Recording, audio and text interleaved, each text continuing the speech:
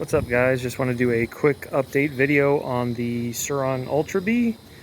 Just got my warp9 2118 wheels, 90-100-21 in the front, 100-100-18 in the rear. I also put this graphics kit on, which I'll be honest with you, I'm not crazy about. I mean, it's cool looking, I guess. It just, I don't know. I like the other one better, the white, my old one that I had on my other Surron Ultra B. It was white and black, and it just, the material up here was matte. This is shiny, which I don't know. I just don't know if I care for it. Anyways, it looks okay. It's cool, I guess. Everybody seems to like it, but me, I guess. So, but huge improvement with the 2118. No more washing out in the front, which is awesome because we have nothing but sand here in Florida, as you can see. I just got back from a quick run. On a short I just did, my top speed's 55 miles an hour, GPS'd on my phone. It says 59 on the dash, but that's all I could get out of it was 55. I put a 50-tooth sprocket on this with these new wheels and tires, and my top speed now is 50 GPS'd and says 55 on the dash. So a few mile an hour difference, obviously, the heavier tires and wheels, but really not terrible for considering the improvement in handling.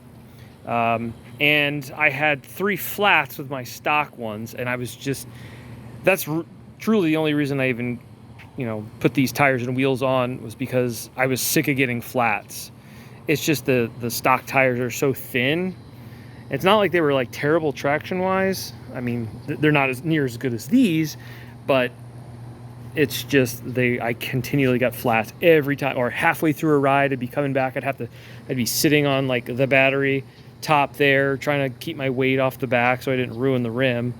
So I said, you know what, forget it. I'm just getting new wheels and tires because that front washes out anyways. I hate that 19 up front when I'm ripping around the corner and all that sand. It just comes out from under you. I've never dropped it, but still, there's going to be a time where I will, I'm sure. So anyways, I've got a code. So the guy that does my warp9 wheels, Supermoto wheels, right here, as you can see, those are warp9 wheels.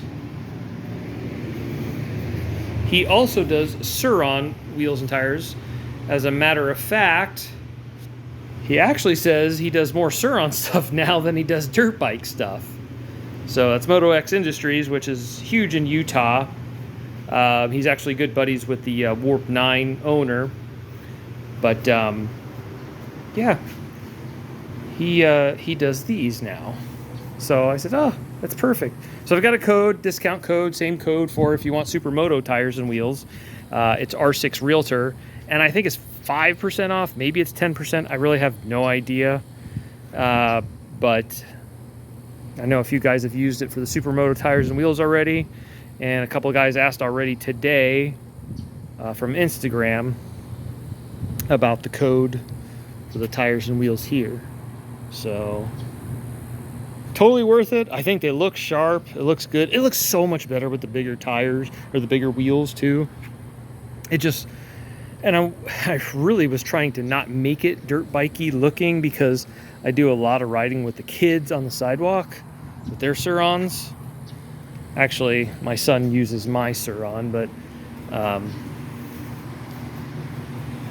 this guy here, which is still, this to me is like a souped up mountain bike. They are a blast. Even the Surron Light Bee is an absolute blast. But power wise, and I feel like kind of for the money too, the money that it's going to cost to soup the Light Bee up to this Ultra Bee's power, suspension. Everybody complains about the suspension. I'm 190 pounds, and I have not bottomed the suspension out yet, and I hit those whoops hard. Actually, the same whoops I hit on my 24 CRF 450 RL and bent my wheel. So I hit those whoops just as fast on this, and it has not clapped the suspension out yet. So it's definitely got stiffer springs. Maybe if you're a lighter guy, it's not great, but I've been hitting the gym hard this year, and I'm heavy, so heavier than I usually am, 190. But anyways, it's been great. The suspension's been just fine for me. I think it's great. So, but anyways, if you want to get, you know, on par suspension wise on that Light B, you just can't beat the deal for this Ultra B. It just doesn't look as, I don't know, safe, I guess. And what I mean by that is when you're driving down the sidewalk with your kids, these look like electric bikes for the most part. They attract a lot less attention than this thing that looks a lot like a dirt bike. So I'm hoping, you know, we don't get messed with, but I don't know. We'll see. So anyways, 50 tooth sprocket, really happy with that. It doesn't wheelie quite as well in drive or daily, whatever you want to call it, as it used to. I mean, it still wheelies just fine, but it takes a little bit more effort. I don't feel a change at all in super mode or whatever S is. That feels no different to me at all. Kind of bummed it lost some miles per hour, but I never hit top speed. I'm always with the kids on this usually. My daughter's gotten big time into riding off-road, so we're never really hitting top speed. So anyways, definitely worth it. I love the way it looks, and more so the way it handles. Hopefully no more flat tires, because that was getting old. Every ride I had to come back and take it apart, put a new tube in, heavy duty tube, and didn't matter because the tires sucked. And I don't know what was piercing them, but every time I'd come back, I'd have a new flat. So valve stem was completely intact. It was just a puncture of some point somewhere. So all right, guys, that's just a quick update, what I got going on. As of now, I don't have any plans to do any power upgrades or anything like that.